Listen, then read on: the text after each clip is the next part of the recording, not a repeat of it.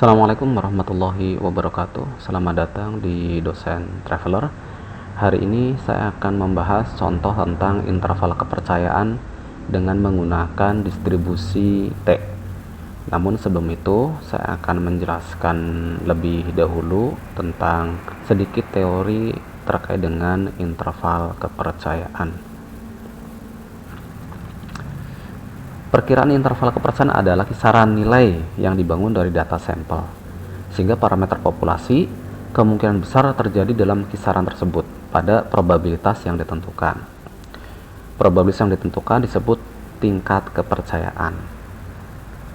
Di sini, interval kepercayaan memberikan informasi tentang kedekatan dengan parameter populasi yang tidak diketahui. Nah, biasanya dinyatakan dalam istilah tingkat kepercayaan. Contohnya tingkat kepercayaan 95%, tingkat kepercayaan 99%, namun tidak pernah bisa terjadi sampai tingkat kepercayaan 100%. Dalam interval kepercayaan, keyakinan itu adalah di mana interval akan berisi parameter populasi yang tidak diketahui. Ya. Jadi suatu keyakinan di mana interval itu akan berisi parameter populasi yang tidak diketahui. Misalkan tingkat kepercayaan 95%, sehingga ditulis 1 minus alfa ya. Alfa itu adalah tingkat signifikansi atau batas kritisnya, itu sama dengan 0,95. Sehingga kita bisa menginterpretasikan dalam jangka panjang 95% dari semua interval kepercayaan yang dapat dibangun akan berisi parameter sebenarnya yang tidak diketahui. Kemudian bagaimana cara menghitung confidence interval untuk nilai rata-rata? Nah, kita bisa menghitungnya dengan dua pendekatan. Jika populasi tersebut diketahui standar deviasinya, ya, maka kita bisa menggunakan dengan distribusi normal Z, di mana asumsinya deviasi standar populasi diketahui, populasinya terdistribusi secara normal. Namun jika populasi tidak normal, kita bisa menggunakan sampel besar. Nah, ini rumusnya adalah X bar plus minus Z dikali standar deviasi populasi dibagi dengan akar dari N atau data pengamatan. Z adalah nilai kritis pada distribusi normal standar. Karena memiliki dua nilai sisi yang sama, maka kita akan menghitung plus minus dari nilai Z. Apa sih yang dimaksud dengan tingkat kepercayaan yang tadi saya sebutkan? Tingkat kepercayaan itu kan 1 minus alfa. Ya. Nah, pada tingkat kepercayaan 1 misal alfa, contohlah ambil saya 90% tingkat kepercayaannya, maka dari setiap kali pengambilan, sedangkan untuk interval keyakinan untuk nilai rata-rata, jika standar deviasi populasi diketahui, kita dapat menggantinya dengan simpangan baku dari sampel. Kita dapat menggantinya dari simpangan baku atau standar deviasi dari sampel dengan asumsi bahwa deviasi standar populasi tidak diketahui. Populasi berdistribusi normal. Jika populasinya tidak normal, gunakan sampel besar. Nah, rumus dari perkiraan interval keyakinan menggunakan T ya, T students itu adalah X bar plus minus T N-1 dikali standar deviasi sampel dibagi dengan akar N, di mana T adalah nilai kritis dari distribusi T dengan DF sama dengan N-1 dan luas alfa per 2 ada pada setiap sisi. Baik, saya akan melanjutkan dengan bagaimana cara menggunakan Excel, khususnya formula fungsi dari T inverse ya, untuk menyelesaikan interval kepercayaan ya, estimasi interval kepercayaan untuk nilai rata-rata. Di sini saya menggunakan standar deviasi sampel sebagai penduga dari standar deviasi populasi, sehingga karena saya menggunakan standar deviasi dari sampel, maka saya menggunakan distribusi T, bukan distribusi Z ya. Namun jika standar deviasi populasi diketahui, kita bisa menggunakan confidence interval estimasinya dengan distribusi Z ya. Nah, saya akan membandingkan dua hasil. Yang pertama dari hitung secara manual ya. Yang kedua, saya akan menggunakan fungsi dari data analis ya. Nah, pertama kita berarti mencari nilai rata-ratanya ya, nilai rata-rata. Nah, nilai rata-rata itu, nilai rata-ratanya adalah kita pakai fungsi average ya. Nah, kita ada 23 data. Nah, ini nilai rata-ratanya kita dapatkan ya. Yang kedua, kita mencari standar deviasi sampel ya.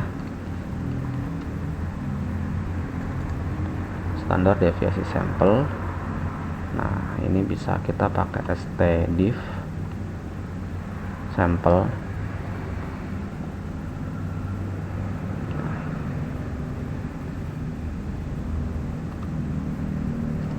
Oke, ini standar deviasi sampel.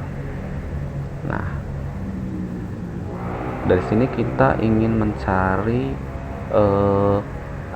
Tn-1 ya. Tn-1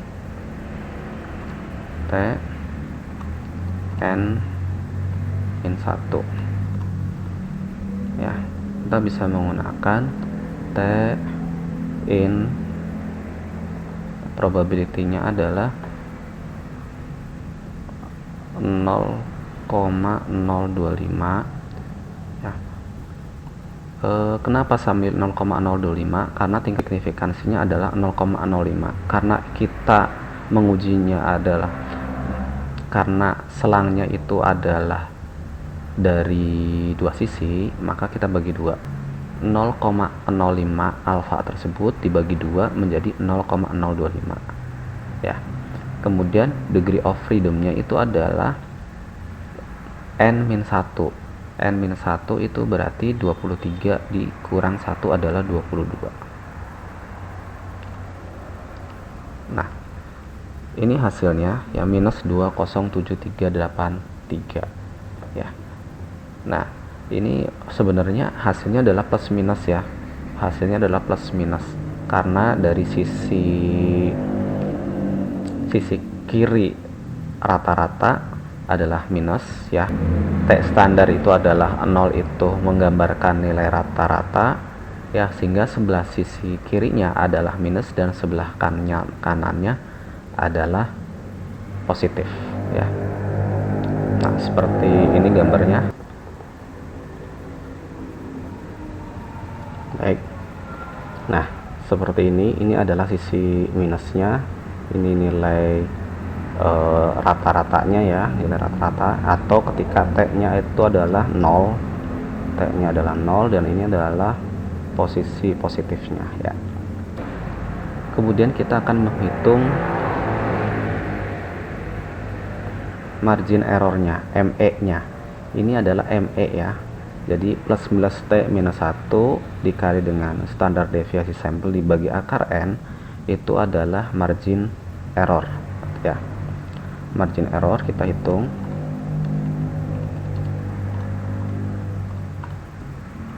itu sama dengan ya T-1 itu ini ya, dikali dengan standar deviasi sampel dibagi dengan S Q ya. akar dari n nya itu adalah 23. Oke. Nah, margin errornya adalah minus 2 atau 2 sampai positif 2 ya, margin errornya. Jadi margin errornya itu adalah 2006857. Kita ambil ini. Nah, dari sini kita bisa membuat selang kepercayaan ya, selang kepercayaan karena kita sudah menemukan ini. Maka selang kepercayaannya itu adalah CI upper ya, upper artinya yang tertinggi itu adalah sama dengan nilai rata-rata ya. Kalau yang tertinggi berarti dijumlah dengan yang positif ya, ini. Nah, berarti 24,9199. Sehingga tapi CI lower itu adalah ini ya. CI lower adalah ini ya, tambah dengan yang minus 20,90691. Nah, sehingga kita bisa mendapatkan selang kepercayaannya. Ini adalah selang kepercayaannya. Nah, margin error itu dengan tingkat kepercayaan 95% ya, 95% itu adalah plus minus 2,00686. Sehingga bisa kita simpulkan bahwa dugaan nilai rata-rata populasinya adalah di antara 20,90619 sampai 24,9199 ya, atau bisa kita tulis dengan cara adalah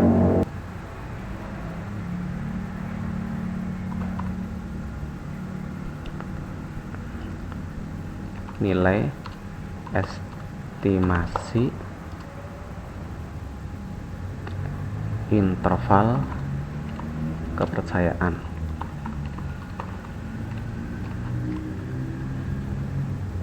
Jadi ini adalah nilai estimasi interval kepercayaan. Nah, saya kembali ke data. Kita ingin membandingkan dengan data analis ya. Nah, ini kita punya data yang 23 ya. Kita ingin lihat kalau kita menggunakan fungsi data analis seperti apa. Kita klik data analis, kemudian descriptive analysis. Nah, di descriptive analysis kita ingin inputnya itu ini ya.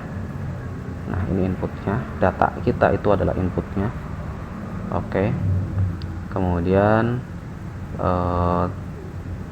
confidence level for min ya 95%.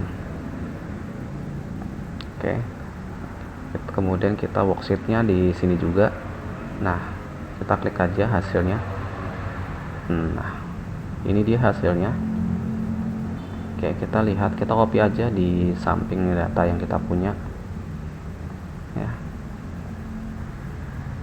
Oke. Nah, kita copy di sini.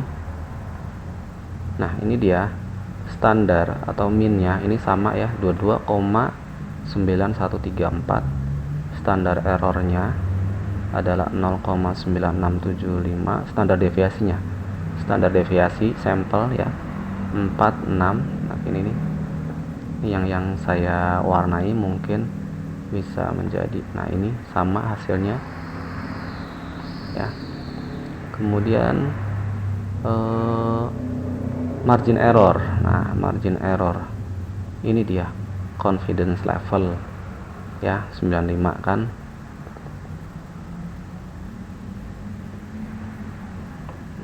Sama ya,